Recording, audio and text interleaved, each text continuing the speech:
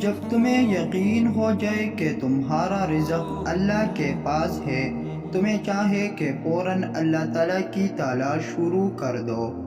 اپنے خیالات کی ایسی حفاظت کرے جیسے آپ اپنے مال کی حفاظت کرتے ہیں۔ اپنے گناہوں پر شرمندہ نہ ہونا ایک ایسی مہلک بیماری کا شکار کر سکتا ہے جس میں صرف رسوائی ہی ملتی ہے۔ بیوقوف انسان کی خاموشی اسے عقل والوں میں شمار کرنے کے لیے کافی ہے۔ جو تکلیف تم محسوس کرتے ہو وہ دراصل جوابات ہے، انہیں غور سے سنو۔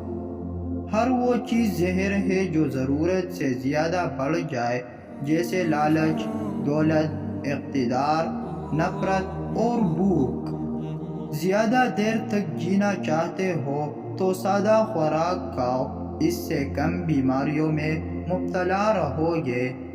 اپنی طاقت کو کبھی انسانیت کے خلاف مت استعمال کرے۔ آپ کی طاقت نعمت خداوندی ہے۔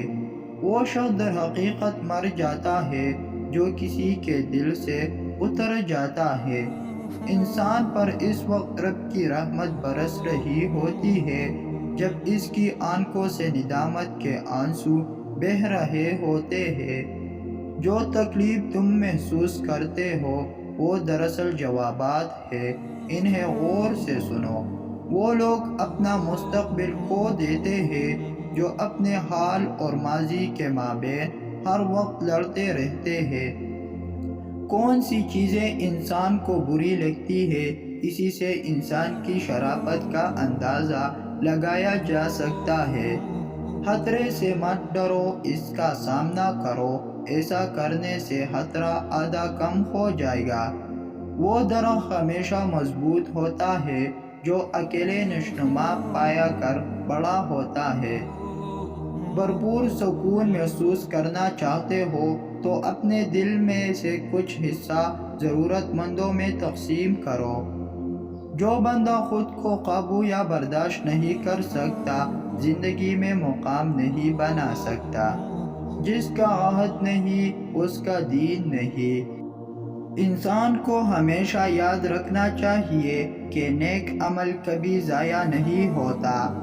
ایک بڑے استاد کی حیثیت سورج کی سی ہے جو اپنی روشنی و حرارت ہر چیز تک بے کم و کاس پہنچاتا ہے۔ مہمان نوازی پیغمبروں کا خاصہ ہے اور فقر کی پہلی منزل کسب حلال ہے۔